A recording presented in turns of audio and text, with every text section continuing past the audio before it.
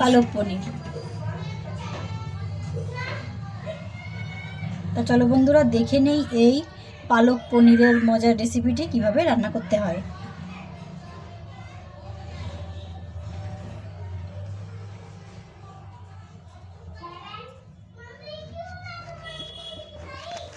পালক পনির তৈরি করার জন্য এখানে আমি ফ্রেশ পালং শাক নিয়ে নিয়েছি। পালং শাকগুলো ভালোভাবে ধুয়ে নিয়েছি। ডেক্সিতে জল গরম করতে দিয়েছি। এখন গরম জলের মধ্যে আমি পালং শাকগুলো দিয়ে দিচ্ছি। পালং শাকগুলো কিন্তু বেশি সেদ্ধ করব না, জলের ভিতর দিয়েই উঠিয়ে নেব, তাতে করে পালং শাকের কাঁচা গন্ধটা চলে যাবে। কিন্তু বেশি সেদ্ধ করা যাবে না, কারণ বেশি সেদ্ধ করলে আবার পালং শাকের স্বাদটা নষ্ট হয়ে যাবে।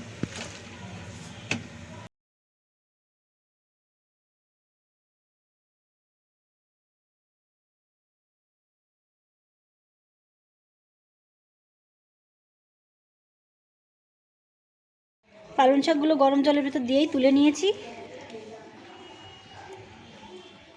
জলটা ঝরিয়ে নেব।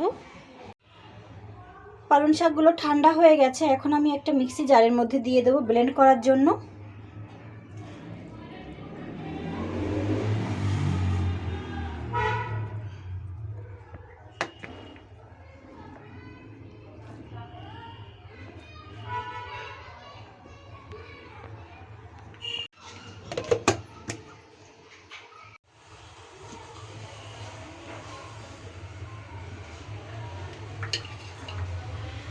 পালং শাকের পেস্ট তৈরি হয়ে গেছে।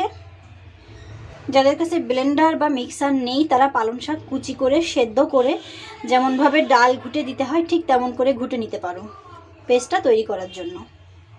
এখানে আমি 250 গ্রাম পনির নিয়ে নিয়েছি। এবার পনিরটাকে ভালোভাবে কেটে নেব টুকরো করে। এক আটি পালং শাকের জন্য 250 গ্রাম পনিরই যথেষ্ট।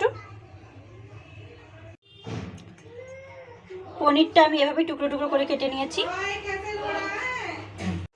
কড়াইতে তেল গরম হয়ে গেছে। গরম তেলের মধ্যে আমি 2 শুকনো লঙ্কা জিরে ফোড়ন দিয়ে দিচ্ছি। দিয়ে দিচ্ছি পেঁয়াজ কুচি।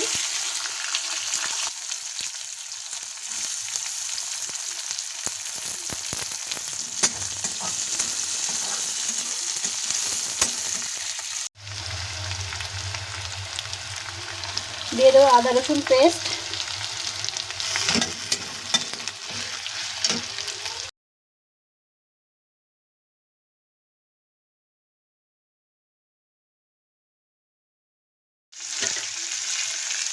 কাঁচা লঙ্কা।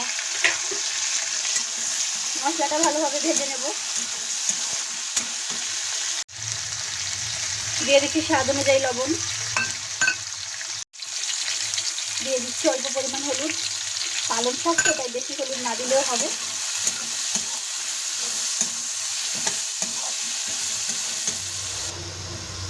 দিয়ে দিচ্ছি 1.5 চা চামচ ধনিয়া পাউডার। পালক পনির রান্না করতে বেশি লঙ্কার প্রয়োজন হয় না, তাই আমি এখানে লঙ্কাটা কম দিয়েছি। এবার মশলাগুলো সব ভালোভাবে ভেজে নেব।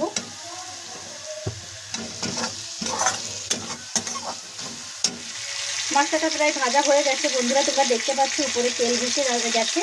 এখন আমি দিয়ে দিচ্ছি সামান্য পরিমাণ চিনি। পালক পনিরের স্বাদটা অনেক অংশে বাড়িয়ে নেওয়ার জন্য তোমরা চাইলে চিনিটা স্কিপ করতে পারো।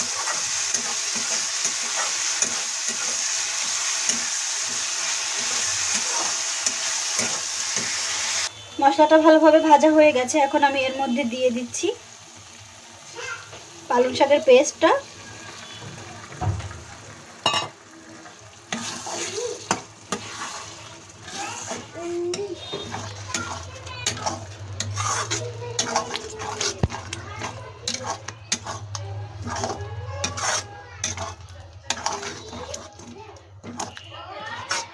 পালং শাকের গ্রেভিটাকে ভালোভাবে মশলার সঙ্গে মিলিয়ে নেড়েচেড়ে একটু ভেজে নেব। ভাজা হয়ে গেছে। এখন আমি দিয়ে দেবো অল্প পরিমাণ জল।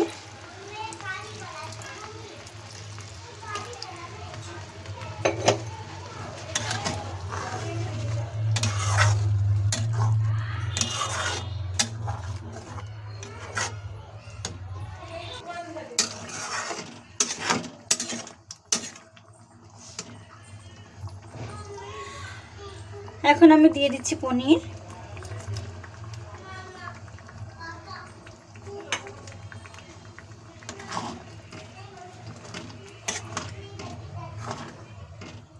পনির দিয়ে আলতোভাবে নেড়ে নিতে হবে যেন পনিরগুলো ভেঙে না যায়। তোমরা চাইলে কিন্তু পনিরটা হালকা ফ্রাইও করে দিতে পারো, কিন্তু আমি ফ্রাই করিনি। এখন পনির আর পালং শাক ভালোভাবে রান্না করে নেব।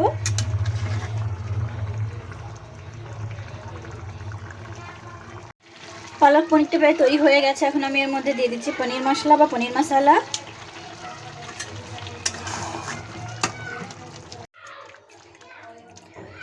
উপর থেকে দিয়ে দিচ্ছি 1 চামচ ঘি।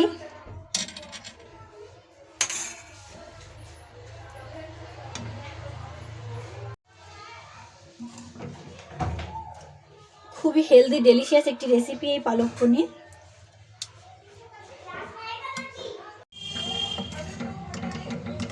এই পালক পনিরের রান্না শেষে ঘিটা বন্ধুরা অবশ্যই দেবে, তাহলে দারুণ একটা সুগন্ধ আসে।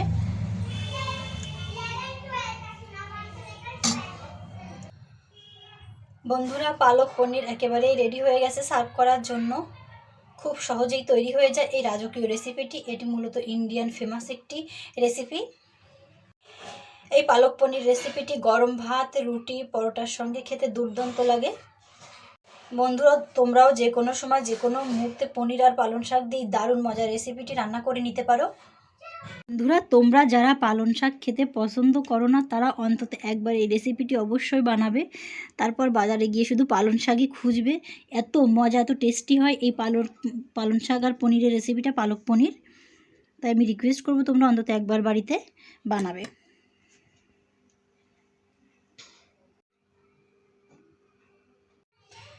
তো বন্ধুরা কেমন লাগলো আমার এই পালক পনির রেসিপিটি অবশ্যই কমেন্ট করে জানাবে। আর আমাদের ভিডিওগুলো যদি তোমাদের ভালো লাগে তাহলে আমার চ্যানেলটি একটু সাবস্ক্রাইব করে লাইক, শেয়ার, কমেন্ট করে দিও। আজ এ পর্যন্ত, সবাই খুব ভালো থেকো। Thank you so much for watch my video.